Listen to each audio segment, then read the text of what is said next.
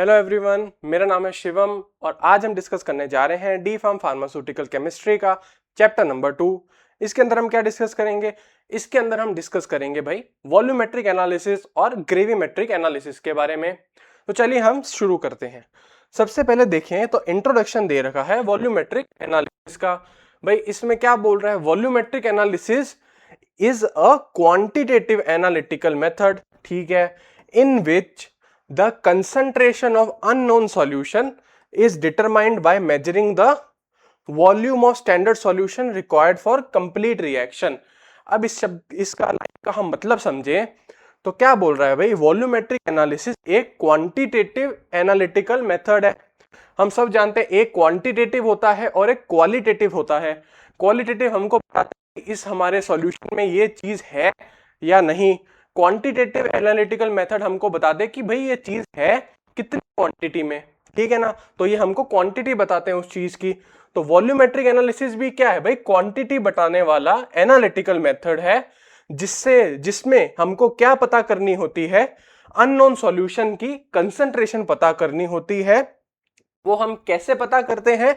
वो हम पता करते हैं मेजर करके वॉल्यूम ऑफ स्टैंडर्ड सॉल्यूशन जो कि रिएक्शन को पूरा करने में लगेगी, ठीक है। अब हम समझाते हैं। देखिए मेन, जैसे मान लीजिए दो लोग जा रहे हैं, ठीक है। उनको हमने बोला कि भाई कार लीजिए और आप लेकर निकल जाइए, ठीक है। कार के अंदर 100 लीटर दोनों कारों में हमने तेल भरा दिया, ठीक है। अब वो दोनों निकले, ठीक है। एक व्यक्ति 50 लीटर तेल उसकी कार में खर्च हुआ और दूसरे व्यक्ति ने 100 लीटर तेल कार में खर्च कर दिया। अब उससे हम क्या समझेंगे भाई कि जो 100 लीटर तेल जिसने खर्च किया है वो ज्यादा डिस्टेंस ट्रेवल करके गया है और जिसने 50 लीटर तेल खर्चा है उसने क्या किया है? कम डिस्टेंस ट्रेवल किया है। वैसे ही, ठीक है, हम क्या जान पाए? हम जान पाए भाई तेल की वॉल्यूम से कार का डिस्टेंस जान पाए हम। वैसे ही इसके अंदर क्या होता है भाई? स्टैंडर्ड सॉल्यूशन की वॉल्यूम से हम हमारे अननोन सॉल्यूशन की कंसंट्रेशन जान पाते हैं। जैसे मान लीजिए एक सॉल्यूशन है जिसमें एसिड डाल रखा है और पानी है, ठीक है। 20 ml उसमें एसिड है और 80 ml उसमें पानी है, ठीक है। अब हम क्या कर रहे हैं? उसमें बेस डालते जा रहे हैं और साथ ही हमने क्या डाला? जैसे हमारा मान लीजिए एक बीकर है, उसके अंदर 20 ml है एसिड, ठीक है, बाकी 80 ml क्या है? वाटर, ठीक है। और इसके अंदर हमने क्या डाल दिया भाई? इसके अंदर हमने एक फिनोफ्थलीन इंडिकेटर डाल दिया, ठीक है। इंडिकेटर क्या होते हैं भाई? इंडिकेटर होते हैं भाई पीएच चेंज होने पर कलर शो करते हैं या कलर लेस हो जाते हैं, ठीक है ना। तो वो इंडिकेट कर देते हैं कि भाई पीएच चेंज हो गया है। तो हमने इसमें डाल दिया भाई फिनोल्फथलीन, ठीक है ना। फिनोल्फथलीन इंडिकेटर क्या है भाई? जब बेसिक पीएच होती है ना तो ये पिंक कलर शो करता है, ठीक है। ये हम सब समझ गए भाई। जब बेसिक पीएच हो जाएगी तो ये पिंक कलर शो कर देगा। अब हम सब जानते हैं भाई 20 ml एसिड है इसके अंदर और 80 ml क्या है? पानी है।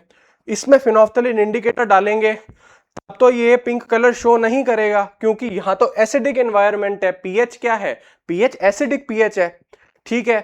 तो हम क्या करेंगे भाई? अब हम सब जानते हैं एसिड है और क्या? बेस। तो समझेंगे अब फिनोल्फथलीन इंडिकेटर इसमें डाला है तो हम क्या करेंगे? हम कहेंगे कि पीएच को हम बेस की तरफ लेकर जाएं। फिनोल्फथलीन इंडिकेटर 2 बूंद डाल दी, उसके बाद हम क्या करेंगे? इसमें बेस डालते जाएंगे। बेस हमने डाला, 10 ml डाला, 15 ml डाला, 20 ml डालते ही क्या हुआ भाई? पिंक कलर आ गया, ठीक है।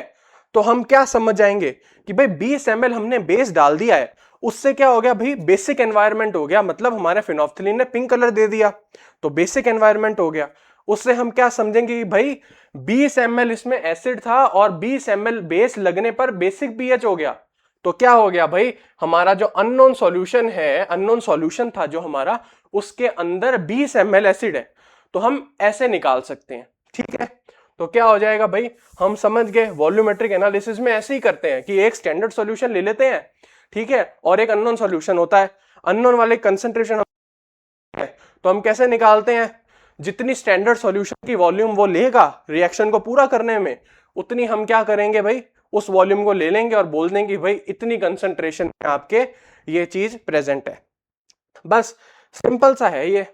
आगे देखें भाई, फंडामेंटल्स बोल रहा है वॉल्यूमेट्रिक एनालिसिस के मूल सिद्धांत जो है। सबसे पहले डेफिनेशन क्या बोली है भाई, क्वांटिटेटिव एनालिसिस है बेस्ड ऑन क्या भाई, वॉल्यूम मेजरमेंट। अब जैसे मान लीजिए आप 4 रोटी जनरली खाते हैं, ठीक है, कभी क्या होगा आपने 2 रोटी खाई, उससे आप क्या समझ लेंगे भाई हम कि आज आपको भूख कम थी। कभी आपने क्या किया भाई 6 रोटी खा, उससे हम क्या समझेंगे आपको भूख ज्यादा थी। वैसे ही ये बताता है, ये क्या भाई क्वांटिटेटिव एनालिसिस मेथड है भाई, क्वांटिटी बताने वाला मेथड है। कैसे काम करता है भाई, वॉल्यूम मेजरमेंट पे। जैसे हमने अभी बात करी, हमने रोटी से क्या मेजर कर ली, आपकी भूख मेजर कर ली कितनी थी, वैसे ही ये चीज है।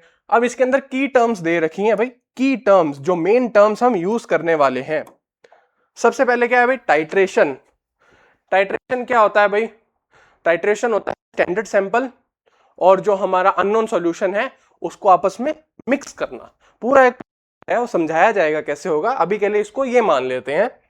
फिर टाइट्रेंट क्या होता है भाई, टाइट्रेंट होता है हमारा जनरली जो हम बेल्ट के अंदर भरते हैं उसको हम टाइट्रेंट बोलते हैं।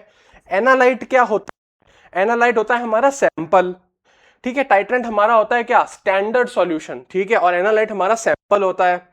इंडिकेटर मतलब जो इंडिकेट करेगा, ठीक है। अभी हम जैसे बात करी फिनोफ्थलीन की, वो क्या इंडिकेट करता है भाई, बेसिक एनवायरनमेंट को इंडिकेट कर देता है, तो क्या हो जाएगा वो इंडिकेटर हो जाएगा। एंड पॉइंट क्या है, बात करी है, ठीक है, कि भाई जैसे पिंक कलर दे देगा फिनोफ्थलीन तो समझ हो चुका है, वो पॉइंट होता है एंड पॉइंट, ठीक है। इक्विवेलेंस पॉइंट क्या है, इक्विवेलेंस पॉइंट तो क्या होगा, जैसे पिंक कलर आने पर क्या हुआ, हम समझ गए भाई पीएच चेंज हो गई। तो पिंक कलर किसके कारण आया, जब 20 ml एसिड में 20 ml बेस मिल गया, वो क्या हो गया भाई, इक्विवेलेंस पॉइंट बोल देंगे उसको।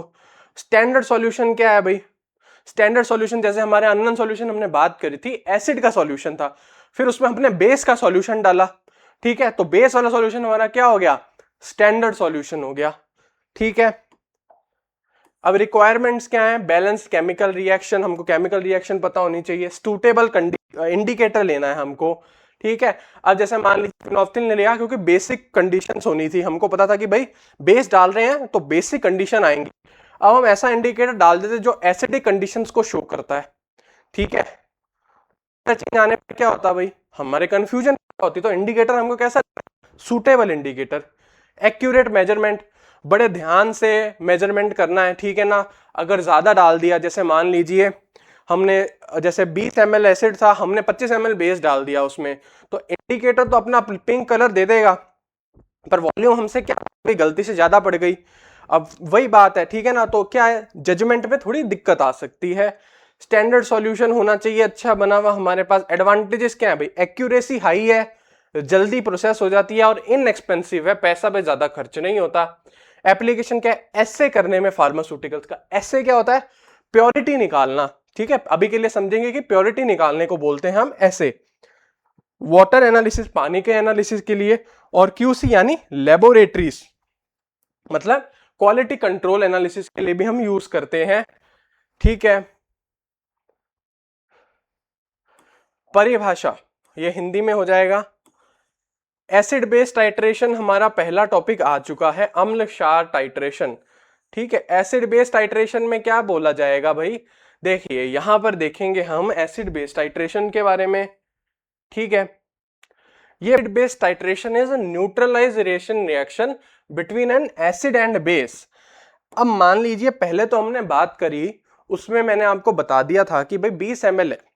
अब जैसे मान लीजिए आपके टीचर ने एक कंसंट्रेटेड एसिड, एक स्ट्रॉन्ग एसिड लिया, जैसे कि हाइड्रोक्लोरिक एसिड, ठीक है, उसको उसने पानी में डाल दिया, आपके टीचर ने उसको पानी में डाल दिया, ठीक है, 100 ml टोटल सॉल्यूशन बन गया। पर आपको नहीं बताया कि उन्होंने कितना डाला HCl, ठीक है, और आपको दे दिया कि लीजिए भाई ये एसिड और वाटर का सॉल्यूशन है, तो आप मुझे बताइए कि इसके अंदर वॉल्यूमेट्रिक एनालिसिस आप लगाइए, इसके अंदर मुझे बताइए कि कितनी कंसंट्रेशन है एसिड की। तो आप क्या करेंगे, ठीक है, पर सर ने ये बोला कि मैंने स्ट्रॉन्ग एसिड लिया एक, ठीक है, आपको कंसंट्रेशन बतानी है, तो आप क्या करेंगे भाई, आप भी एक स्ट्रॉन्ग बेस लेकर आएंगे, जैसे NaOH, ठीक है। आप क्या करेंगे, NaOH लेकर आएंगे, उसका क्या करेंगे, एक स्टैंडर्ड सॉल्यूशन बनाएंगे, ठीक है। फिर क्या करेंगे, उसको ब्यूरेट में भर के और नीचे कोनिकल फ्लास्क में क्या ले लेंगे, जो सर ने आपको दिया है, जो सर ने दिया है कि अननोन सॉल्यूशन है, वो आप कोनिकल फ्लास्क में ले लेंगे, उसके अंदर इंडिकेटर डाल देंगे, फिर आप टाइट्रेशन चालू कर देंगे। जिस वॉल्यूम जितनी वॉल्यूम लगेगी कलर चेंज कराने में, वो आप देख लेंगे कि भाई मान लीजिए सर ने हमको दिया था, हमने टाइट्रेशन लगाई ब्यूरेट से, वो गिराया स्टैंडर्ड सॉल्यूशन हमारे बेस का कोनिकल फ्लास्क के अंदर और उसमें कलर चेंज आ गया। तो भाई हमारी तो 18 ml आई, क्या 18 ml हमारी आई वॉल्यूम कि 18 ml उसने बेस ले लिया। ठीक है, तो हम क्या समझ आएंगे भाई सर, जो आपका है ना वो उसकी कंसंट्रेशन कितनी है, उसके अंदर 18 ml क्या है, एसिड। ठीक है, तो ये एसिड बेस्ड टाइट्रेशन की बात करी है यहां पर केवल। तो ये क्या होता है भाई, हम सब जानते हैं एसिड का ऑपोजिट बेस होता है, तो एसिड और बेस आपस में क्या करते हैं भाई, न्यूट्रलाइजेशन रिएक्शन करते हैं, सॉल्ट और वाटर बना लेते हैं। ठीक है, देखिए acid plus base, salt plus water. Acid का काम क्या होता है, H+ डोनेट करना, बेस का क्या काम होता है, ले लेना H+ को, सॉल्ट बनेगा और वाटर बनेगा। समझ गए? Reaction is a quantitative reaction and proceeds to completion. ठीक है, ये हम समझ गए। इसके अंदर आगे देखें अब हम। ठीक है, अब आगे देखेंगे, प्रिंसिपल तो हमने देख लिया, अब देखेंगे हम भाई सेकंड नंबर पे इंडिकेटर्स कौन से यूज होते हैं इसके अंदर। तो बात करें भाई इंडिकेटर्स है, सबसे पहले हम जान गए भाई फिनोफ्थलीन इंडिकेटर यूज होता है। पीएच रेंज क्या काम करने की, 8.2 से 10.0, मतलब पीएच अगर 8.2 से 10.0 के बीच में आ जाएगा तो ये कलरलेस है, पिंक कलर शो करेगा, फिनोफ्थलीन पिंक कलर शो करता है। फिर एक आता है पीएच मिथाइल ऑरेंज, ये क्या करता है, ये एसिडिक पीएच को हमको क्या करता है, एसिडिक पीएच का बताता है। जैसे अगर पीएच 3.1 से 4.4 के बीच में आ जाएगा तो मिथाइल ऑरेंज इंडिकेटर रेड से येलो कलर देगा। तो हम समझ जाएंगे कि भाई पीएच कहां चल रहा है, एसिड में जा रहा है, एसिडिक की तरफ जा रहा है। ठीक है, अब नोट क्या लिखा है, इंडिकेटर ऐसे चूज किया जाता है कि कलर चेंज इक्विवेलेंस पॉइंट के नियर आए। इक्विवेलेंस पॉइंट कहां है, क्या होता है, जितना है जब एसिड की वॉल्यूम, ठीक है, जैसे अभी यहां पर एसिड और बेस की बात होगी, जब एसिड की वॉल्यूम और बेस की वॉल्यूम आपस में बराबर हो जाएगी, वो इक्विवेलेंस पॉइंट कहलाता है। ठीक है, तो ऐसा लेना है कि इक्विवेलेंस पॉइंट के पास ही इंडिकेटर कलर चेंज शो करे। ठीक है ना, समझ गए? Types of acid base titration, भाई टाइप्स बताने हैं। एक तो स्ट्रॉन्ग एसिड स्ट्रॉन्ग बेस, जैसे एग्जांपल ले लिया हमने HCl और NaOH का। ठीक है, फिर स्ट्रॉन्ग एसिड और वीक बेस, जैसे स्ट्रॉन्ग एसिड होता है हमारा हाइड्रोक्लोरिक एसिड, स्ट्रॉन्ग एसिड है। NH4OH क्या है, अमोनियम हाइड्रोक्साइड, वीक बेस है, इंडिकेटर मिथाइल ऑरेंज ले लेंगे। ठीक है, तो क्या होगा, वीक एसिड और स्ट्रॉन्ग बेस, एग्जांपल है एसिटिक एसिड और NaOH, इंडिकेटर रहेगा फिनोफ्थलीन। ठीक है ना, तो ये तीन तरह की हो गई, स्ट्रॉन्ग एसिड और स्ट्रॉन्ग बेस की रिएक्शन हो गई, स्ट्रॉन्ग एसिड वीक बेस की, या वीक एसिड स्ट्रॉन्ग बेस की, ये इतने तरह की ये होती है। अब एप्लीकेशंस देख लेंगे साथ ही इसकी हम। एप्लीकेशन क्या है भाई, estimation of mineral acids like HCl H2SO4, hydrochloric acid और H2SO4 के एस्टिमेशन में यूज होता है। ठीक है ना, मतलब इनको डिटरमाइन करने के लिए कि सैंपल में है या नहीं। ठीक है, क्वांटिटेटिव इनकी कंसंट्रेशन बताने के लिए भी यूज करते हैं हम इस मेथड को। Estimation of basics like NaOH KOH। ठीक है, एक तो भाई इसकी क्वांटिटी कितनी है अननोन सैंपल में, वो हम डिटरमाइन कर सकते हैं। ठीक है, एक हम इनकी कंसंट्रेशन भी डिटरमाइन कर सकते हैं। अगला क्या है, ऐसे करना फार्मास्यूटिकल सब्सटेंसेस जैसे एस्पिरिन, जो कि क्या होता है, एसिटाइल सैलिसिलिक एसिड, जो कि एक वीक बेस है, सॉरी वीक एसिड है, एसिटाइल सैलिसिलिक एसिड। ये क्या है भाई, इसका केमिकल नेम है एस्पिरिन का, एसिटाइल सैलिसिलिक एसिड, ये वीक एसिड है। ठीक है, तो इसकी क्या करते हैं, इसका एनालिसिस हम एसिड बेस्ड टाइट्रेशन से करते हैं। ऐसे में क्या होगा, परसेंटेज प्योरिटी निकालनी होती है। आगे देखें, डिटर्मिनेशन ऑफ नॉर्मेलिटी और मोलैरिटी ऑफ सॉल्यूशन।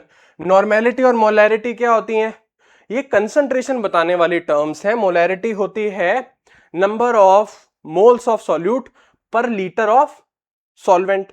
ठीक है ना, तो ये होती है मोलैरिटी, कंसंट्रेशन बताती है। Used in quality control, quality control में भाई आपका सैंपल प्योर है कि नहीं है वो सब डिटरमाइन कर सकते हैं, और रिएजेंट्स को स्टैंडर्डाइज करने में भी इसको यूज कर सकते हैं एसिड बेस्ड टाइट्रेशन को।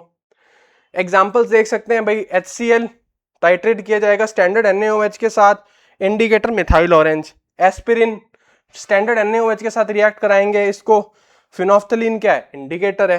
ठीक है, ये हम सब समझ गए।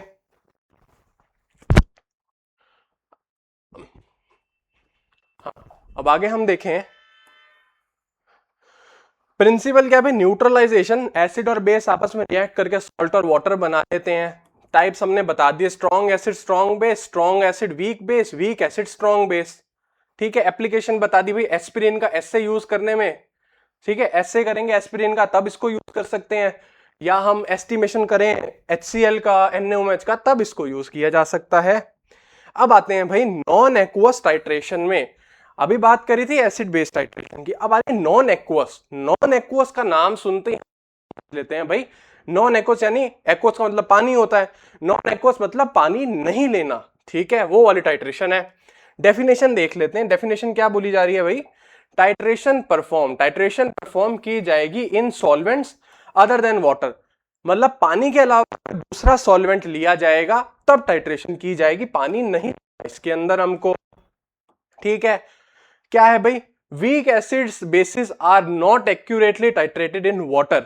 अब देखिए टाइट्रेशन जब की जा रही है तो इसमें क्या है, जैसे स्ट्रॉन्ग एसिड है HCl है, ठीक है, वो पानी के अंदर अपने सारे H+ यानी प्रोटॉन्स, मतलब ज्यादातर H+ रिलीज कर देता है, उसी के रिएक्शन हो पाती है, ठीक है। जब तक एक एसिड सॉल्वेंट में अपने प्रोटॉन्स रिलीज नहीं करेगा तब तक टाइट्रेशन कंप्लीट नहीं हो पाएगी, ठीक है, कंप्लीट तो रिजल्ट वो रिलायबल नहीं है, ठीक है।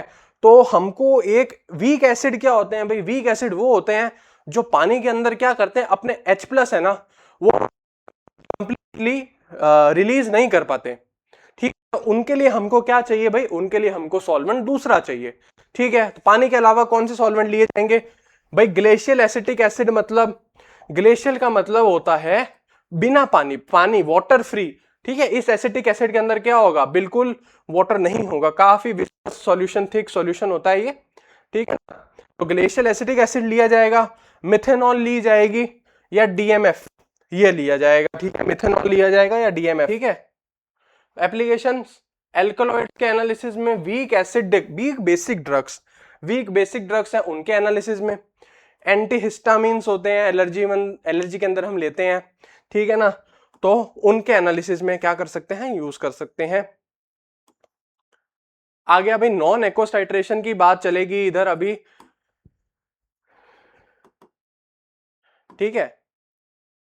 हाँ, अब देखेंगे भाई नॉन एक्वस टाइट्रेशन क्या है भाई, क्या बोल रहा है, पानी के अलावा किस में यूज किया जाता है, दूसरे सॉल्वेंट्स में, पानी के अलावा दूसरे सॉल्वेंट लिए जाते हैं, ठीक है। अब भाई नीड क्यों आई, देखिए वीक एसिड क्या बोल रहा है, या वीक बेस पानी के अंदर अच्छे से टाइट्रेट नहीं होते, क्यों भाई, क्यों नहीं होते, क्योंकि इनसफिशिएंटली आयोनाइज मतलब क्या भाई, प्रोटॉन्स रिलीज नहीं कर पाते, कौन, वीक एसिड्स। बेस क्या रिलीज करते हैं, OH- आयंस, वो रिलीज नहीं कर पाते, ठीक है। इसीलिए बोला है कि या तो वो सही से आयोनाइज नहीं होते या वो पानी के साथ रिएक्ट कर लेते हैं, ठीक है। इसीलिए हमको नॉन एक्वस टाइट्रेशन की यूज पड़ी। कॉमन सॉल्वेंट कौन से यूज होते हैं भाई, ग्लेशियल एसिटिक एसिड यूज होता है, ठीक है। पोलर प्रोटिक सॉल्वेंट, पोलर का मतलब क्या होता है भाई, प्लस माइनस दोनों होते हैं इसके अंदर, समझ गए। प्रोटिक सॉल्वेंट कौन से है, मतलब जो H+ रिलीज कर देते हैं, ठीक है। पोलर प्रोटिक, ये भी मिथेनॉल है, ये क्या करता है भाई, ये भी पोलर है, इसमें प्लस माइनस दोनों आयंस है, देखिए CH3OH, H क्या है प्लस, O क्या है माइनस, ठीक है ना। तो ये पोलर स्पीशीज है। प्रोटिक मतलब प्रोटॉन्स रिलीज हो जाते हैं इसके अंदर। DMF क्या है, डाइमिथाइल फॉर्मामाइड, ठीक है, ये भी क्या है, पोलर ए प्रोटिक सॉल्वेंट। ये किसके लिए यूज होता है, ये उनके लिए यूज होता है, पोलर एप्रोटिक का मतलब यहां पर है कि इसके अंदर प्रोटॉन्स रिलीज नहीं होंगे, ठीक है ना, ठीक है। तो हम ये सब समझ गए भाई। ग्लेशियर एसिटिक क्या है, पोलर प्रोटिक सॉल्वेंट है भाई, इसके अंदर क्या है, इसके पास काबिलियत है, पोलर यानी पोलर प्रोटिक है, इसका मतलब क्या है, इसके पास काबिलियत है, ये हाइड्रोजन बॉन्ड्स बना सकता है। इसके अंदर हाइड्रोजन किससे जुड़ी है, हाईली इलेक्ट्रोनेगेटिव एलिमेंट से जुड़ी है, देखिए ऑक्सीजन से जुड़ी है, ऑक्सीजन क्या है, हाईली इलेक्ट्रोनेगेटिव एलिमेंट है, ठीक है। तो ये क्या कर पाएगा भाई, ये हाइड्रोजन बॉन्ड बना पाएगा। वैसे ही मिथेन, इसके अंदर क्या है, OH है, O और हाइड्रोजन आपस में जुड़े हुए हैं, ठीक है। तो ये क्या है, O क्या है, हाईली इलेक्ट्रोनेगेटिव एलिमेंट है, तो ये क्या कर पाएगा, हाइड्रोजन बॉन्डिंग कर पाएगा। वहीं ये क्या है, DMF यानी डाइमिथाइल फॉर्मामाइड, ये क्या है, पोलर एप्रोटिक है, इसके अंदर हाइड्रोजन इलेक्ट्रोनेगेटिव एलिमेंट से नहीं जुड़ा, इसलिए हाइड्रोजन बॉन्डिंग नहीं कर पाएगा। ठीक है, तो हाइड्रोजन बॉन्डिंग करने से क्या फर्क पड़ेगा भाई, वीक एसिड के बीच में क्या होगा, वीक एसिड से, वीक एसिड क्या है, उसके भी पास भी क्या है, हाइड्रोजन है, थोड़ी बहुत तो वो भी रिलीज करता है। तो पोलर प्रोटिक क्या करेंगे भाई, उनके साथ हाइड्रोजन बॉन्ड बना लेंगे, इसीलिए हमारे क्या है, काम के हैं। ठीक है, एप्लीकेशंस क्या करेंगे, ठीक है, एप्लीकेशन में क्या है भाई, एस्टिमेशन करेंगे एल्कलॉइड्स का, ठीक है, क्योंकि एल्कलॉइड्स वीक बेस होते हैं। ठीक है, नॉन एक्वा सॉल्वेंट में वो अच्छे से टाइट्रेट होते हैं। आगे क्या, वीक बेसिक ड्रग्स का एस्टिमेशन होगा और एंटीहिस्टामिन्स का एस्टिमेशन किया जाएगा। अब की पॉइंट देखें, अब क्या है भाई, की पॉइंट्स में देखें तो यूज कब किया जाता है, जब पानी, water interferes with ionisation of analyte, analyte की आयोनाइजेशन से इंटरफेयर करता है वाटर, तब इसको यूज करते हैं। क्या है इसमें, क्या है भाई, शार्प एंड पॉइंट आता है और एक्यूरेसी अच्छी आती है। ठीक है, चॉइस ऑफ सॉल्वेंट डिपेंड करती है, एनालाइट कौन सा और टाइट्रेंट कौन सा है, टाइट्रेंट यानी जो ब्यूरेट में भरा जाता है। Important in analysis of week acid, weak base और फार्मास्यूटिकल कंपाउंड के एनालिसिस में इंपॉर्टेंट है। ठीक है,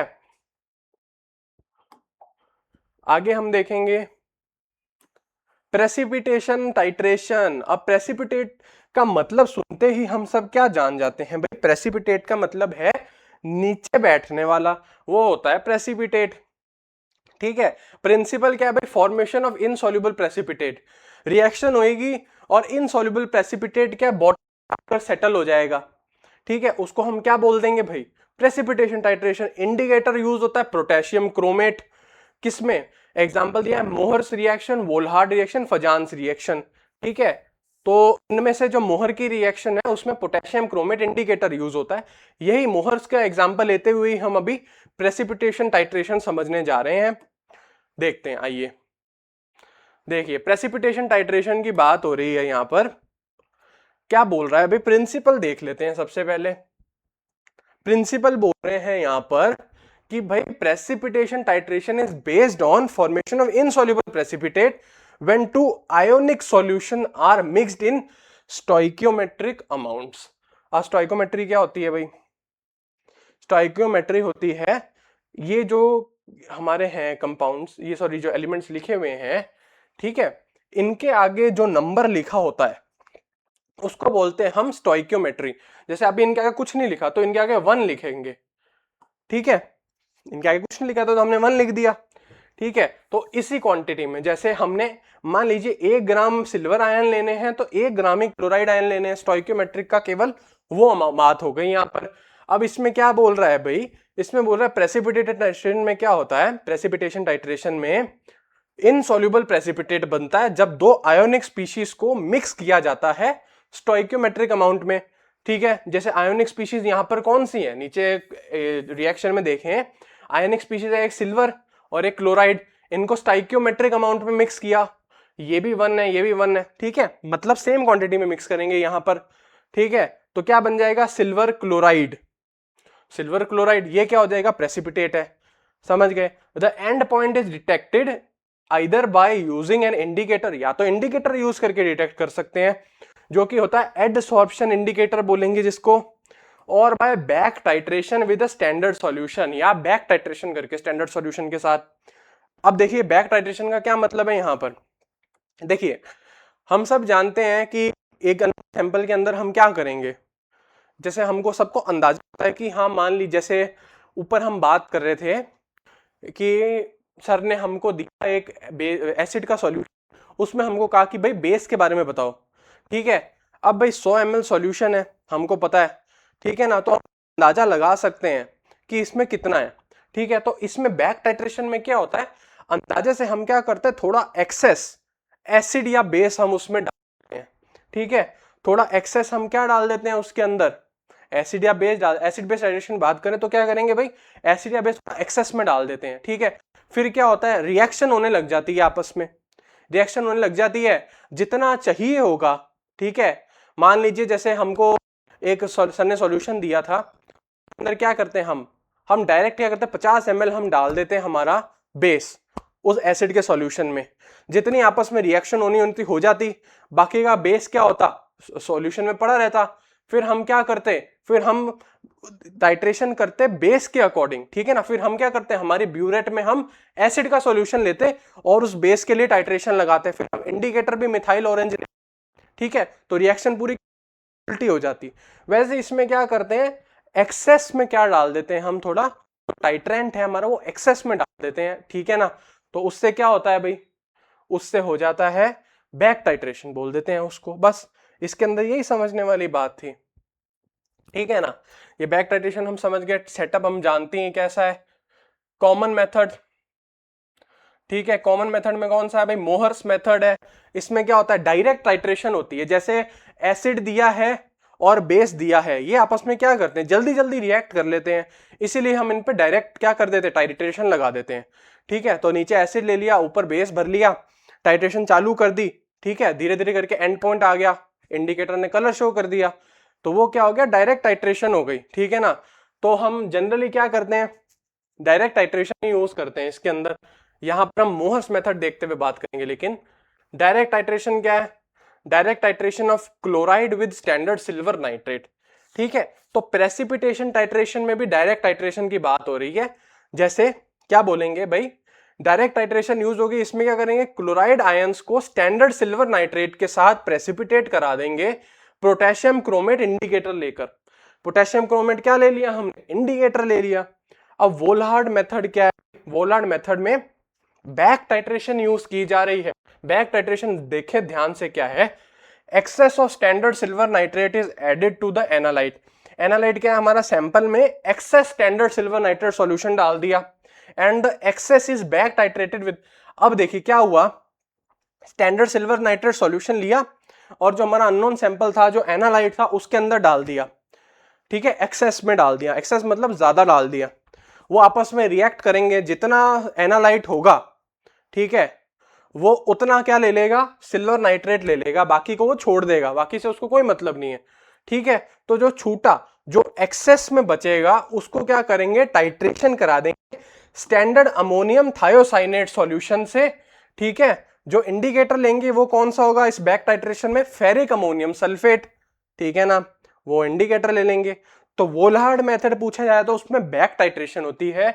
मोहर्स मेथड और फजान्स मेथड में क्या होती है, डायरेक्ट डायरेक्ट टाइट्रेशन होती है। अब फजान का मेथड देखें, direct titration using adsorption indicator, जैसे फ्लोरेसिन और ड्राइक्लोरोफ्लोरेसिन, ठीक है ना, ये होती है इसके अंदर। अब देखें भाई, आगे देखते हैं हम, इंडिकेटर क्या लिए जाते हैं इसके अंदर, इंडिकेटर देख लें कौन से लिए जाते हैं भाई।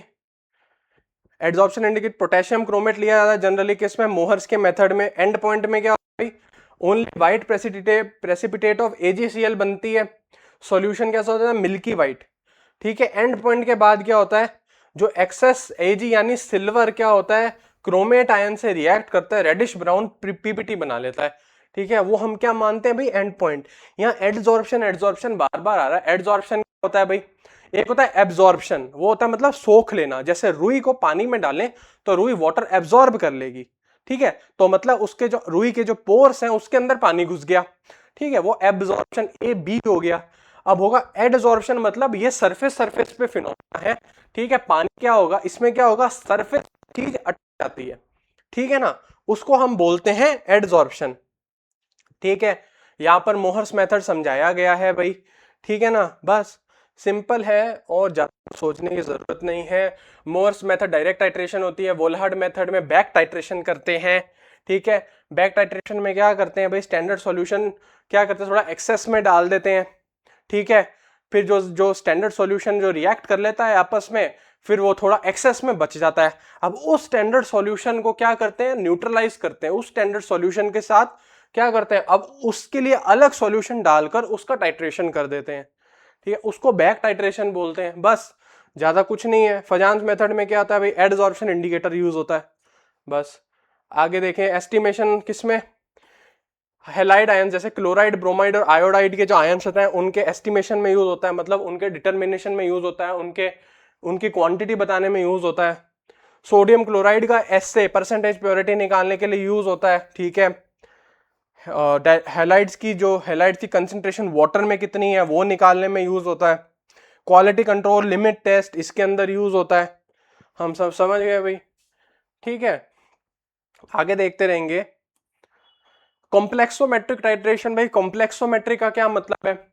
कॉम्प्लेक्सोमेट्रिक है formation of stable metal complexes.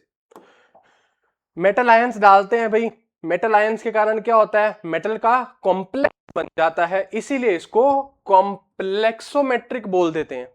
बस इंडिकेटर क्या है? एरियोक्रोम ब्लैक टी, ये इंडिकेटर का नाम है, एग्जांपल के तौर पर याद रख सकते हैं। टाइट्रेंट ये ईडीटी है, ये बहुत इंपॉर्टेंट है। इसका फुल फॉर्म होता है इथाइलिन डायमाइन, ठीक है, tetra, ethylene diamine tetra acetate,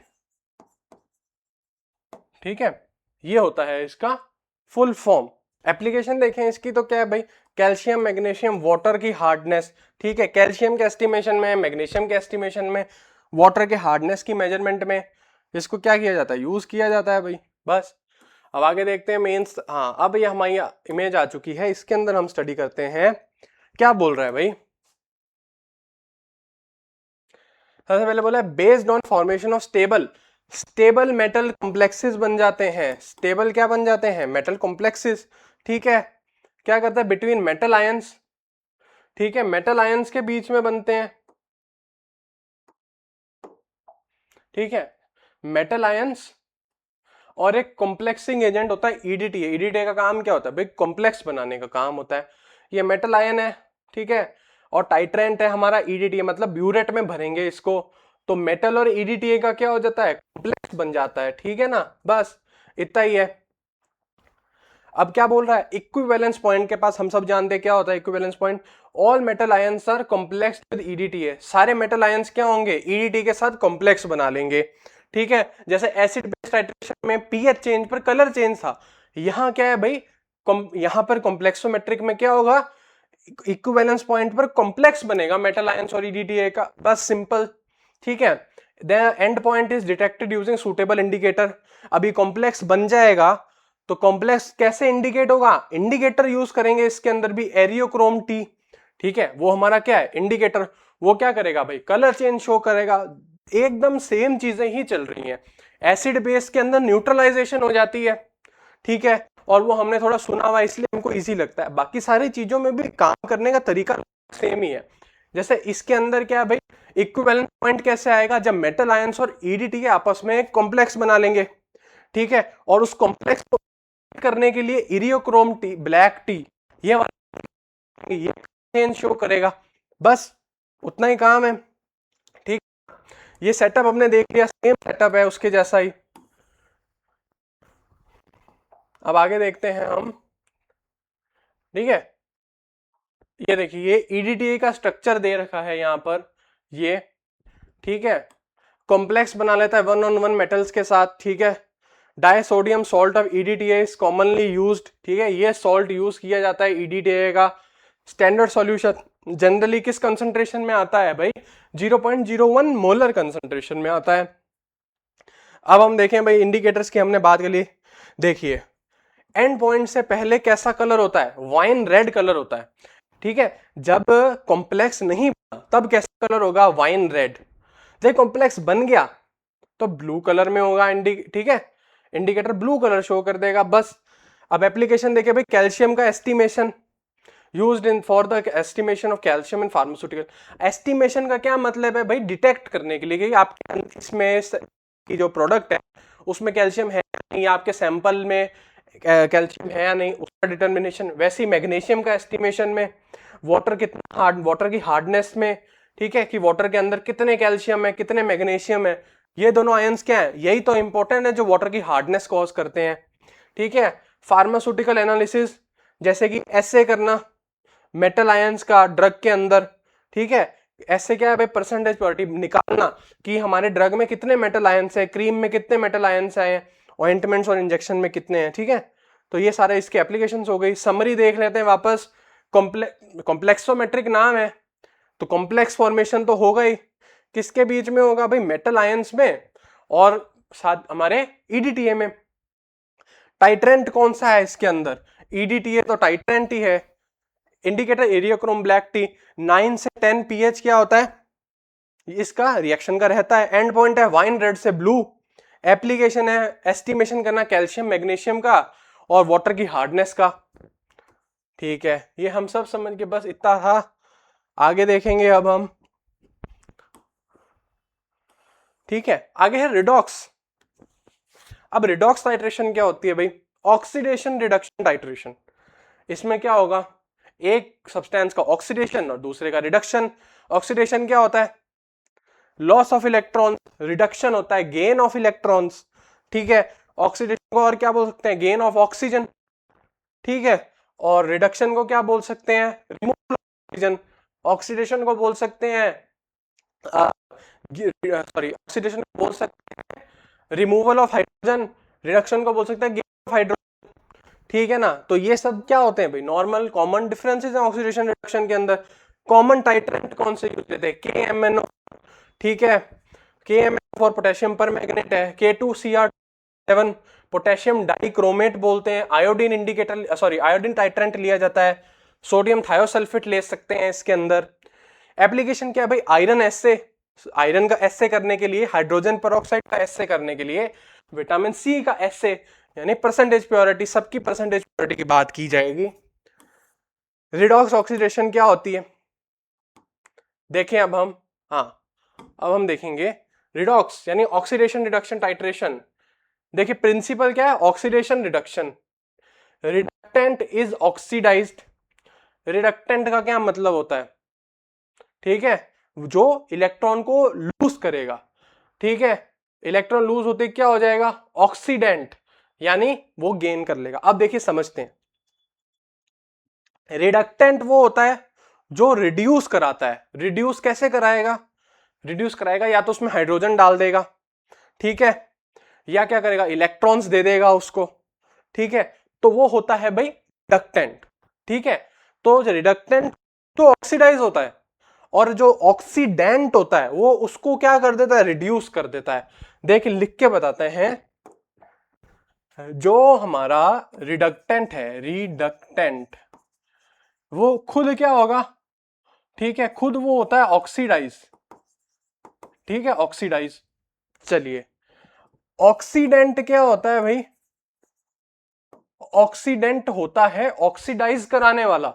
ठीक है, तो खुद क्या होएगा, वो रिड्यूस।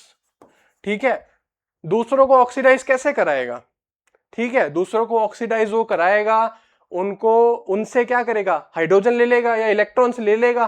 ठीक है, तो खुद तो रिड्यूस हो गया, ठीक है, और सामने वाले को ऑक्सीडाइज करा दिया, इसीलिए उसको ऑक्सीडेंट बोलेंगे। और वहीं रिडक्टेंट क्या करता है, रिडक्टेंट बोलता है भाई कि मेरे को लेना देना नहीं है, मैं क्या करूंगा, मैं ऑक्सीडाइज होना चाहता हूं, तुम भले रिड्यूस हो जाओ। तो वो क्या करता है, खुद तो ऑक्सीडाइज होता है, सामने वाले को रिड्यूस कर देता है। ठीक है, तो ऑक्सीडेंट क्या है, ऑक्सीडेंट थोड़ा शरीफ है। ऑक्सीडेंट क्या करता है, वो मान लेता है रिडक्टेंट की, और खुद ऑक्सीडेंट, नाम उसका ऑक्सीडेंट है, खुद वो रिड्यूस हो जाएगा। ठीक है, और नाम इसका रिडक्टेंट है, तो खुद ये ऑक्सीडाइज हो जाएगा। ठीक है ना, तो इतनी चीज समझने वाली है यहां पर। ठीक है, आगे देखें। आगे ये डायग्राम दे दिया है एक हमको। ठीक है, कॉमन टाइट्रेंट कौन से यूज होते हैं इसके अंदर, पोटेशियम पर मैंगनेट यूज होता है। ठीक है, ऑक्सीडाइजिंग या रिड्यूसिंग एजेंट क्या है भाई, स्ट्रॉन्ग ऑक्सीडाइजिंग एजेंट है पोटेशियम पर मैंगनेट। ठीक है, एसिडिक या न्यूट्रल मीडियम चाहिए इसको, उसमें क्या करेगा, ये ऑक्सीडेशन करवाएगा। पोटेशियम डाइक्रोमेट है, क्या करता है, K2Cr2O7 तो फॉर्मूला है, ये भी ऑक्सीडाइज कराता है, पर इसको एसिडिक मीडियम चाहिए। आयोडीन यानी I2 माइल्ड ऑक्सीडाइजिंग एजेंट है। ठीक है, सोडियम थायोसल्फेट Na2S2O3 ये क्या है, रिड्यूसिंग एजेंट, मतलब ये क्या करेगा, सामने वाले को रिड्यूस कराएगा, उसको इलेक्ट्रॉन्स, उससे क्या करेगा, उसको इलेक्ट्रॉन्स डोनेट कर देगा। ठीक है, तो हम सब समझ गए भाई ऑक्सीडेशन और रिडक्शन क्या होता है। ऑक्सीडेशन होता है गेन ऑफ, ऑक्सीडेशन क्या होता है, गेन ऑफ ऑक्सीजन, ऑक्सीडेशन हो गया। ठीक है, या लॉस ऑफ इलेक्ट्रॉन्स, ऑक्सीडेशन हो जाएगा। वहीं रिडक्शन क्या होता है, लॉस ऑफ ऑक्सीजन, रिडक्शन। ठीक है ना, और गेन ऑफ इलेक्ट्रॉन्स वो भी रिडक्शन। ठीक है, और साथ ही क्या हो सकता है रिडक्शन में, गेन ऑफ हाइड्रोजन, वो क्या हो जाएगा रिडक्शन, और अगर हाइड्रोजन लॉस कर दिए तो ऑक्सीडेशन हो जाएगा। सब बस इतना ही समझने वाला है। और इसकी एप्लीकेशन सब अब बात करते हैं हम। आयरन के एसए में यूज होता है, हाइड्रोजन पेरोक्साइड के एसए में यूज होता है, विटामिन सी एब्सकॉर्बिक एसिड उसके एसए में ये यूज होता है। ठीक है ना, ये सब हम क्या है समझ गए। आगे देखते हैं। अब कंपैरिजन टेबल है भाई, बस इतना ही है इसमें। अभी कंपैरिजन टेबल देख लेते हैं हम। टाइप है भाई एसिड बेस में न्यूट्रलाइजेशन होता है। रिएजेंट है HCl या NaO में जनरली लिए जाते हैं। ड्रग के एसए में इनका यूज किया जाता है। नॉन एक्वस टाइट्रेशन में बात करें तो वीक एसिड और बेस की टाइट्रेशन होती है। पर क्लोरिक एसिड कॉमन रिएजेंट है। वीक ड्रग्स का क्या किया जाता है, एसए किया जाता है भाई। प्रेसिपिटेशन टाइट्रेशन में क्या होता है भाई, प्रेसिपिटेट बनता है। प्रेसिपिटेट क्या होता है, एक सॉलिड मास हो सकता है जो क्या करता है बेस पे सेटल होने के लिए करता है, तो उसको बोलते हैं प्रेसिपिटेट। AgNO3 कॉमन रिएजेंट है। एप्लीकेशन क्या है भाई, हेलाइड्स के एस्टिमेशन में, कॉम्प्लेक्सोमेट्रिक में कॉम्प्लेक्स बनेगा। ठीक है, रिएजेंट कौन सा यूज लेते हैं, स्टैंडर्ड रिएजेंट हमारा EDTA ethylene diamine tetra acetate या टेट्रा एसिटिक एसिड। ठीक है ना, तो मेटल्स आयन के क्या करता है ये, मेटल आयंस का एसे करने में या एस्टिमेशन करने में। फिर आता है रिडॉक्स, इसमें क्या होता है इलेक्ट्रॉन का ट्रांसफर होता है। ठीक है, इलेक्ट्रॉन का ट्रांसफर किसके बीच होता है, रिडक्टेंट और ऑक्सीडेंट के बीच होता है। रिडक्टेंट कौन सी स्पीशीज हो गई, जो खुद क्या करेगी, खुद ऑक्सीडाइज होगी और सामने वाला जो ऑक्सीडेंट है उसको रिड्यूस करेगी। ऑक्सीडेंट क्या होता है, ऑक्सीडेंट खुद रिड्यूस होता है, सामने वाले को ऑक्सीडाइज करता है। ठीक है ना, तो इलेक्ट्रॉन का ट्रांसफर कहां से कहां होगा, इलेक्ट्रॉन्स का ट्रांसफर होगा रिडक्टेंट से ऑक्सीडेंट की तरफ। बस इतना समझने वाला है। कॉमन रिएजेंट है KMnO4। एप्लीकेशन आयरन और विटामिन सी की एस्टिमेशन में यूज करते हैं। ठीक है, तो इस वीडियो के लिए इतना ही। इस वीडियो में हमने डिस्कस किया वॉल्यूमेट्रिक एनालिसिस के बारे में। अगली वीडियो में हम डिस्कस करेंगे ग्रेविमेट्रिक एनालिसिस के बारे में, जिसके साथ ही हमारा ये चैप्टर कंप्लीट हो जाएगा। ठीक है, रेगुलरली वीडियोस आती रहेंगी। साथ ही अगर आप ड्रग इंस्पेक्टर या किसी भी फार्मासिस्ट एग्जाम की तैयारी कर रहे हैं और उसके लिए आपको चाहिए एकदम ऑथेंटिक नोट्स, तो आप विजिट कर सकते हैं हमारी वेबसाइट फार्मा एफिनिटी को। और मोबाइल में ऐप भी हमारा अवेलेबल है प्ले स्टोर के ऊपर, साथ ही iOS के लिए भी अवेलेबल है। ऐप का नाम है अमर सायर एकेडमी। वहां पर भी आपको नोट्स, मॉक टेस्ट, सारी तैयारी आपको उस ऐप से आप कर सकते हैं। जो भी इंटरेस्टेड हैं वो ऐप जरूर डाउनलोड करें। Thank you.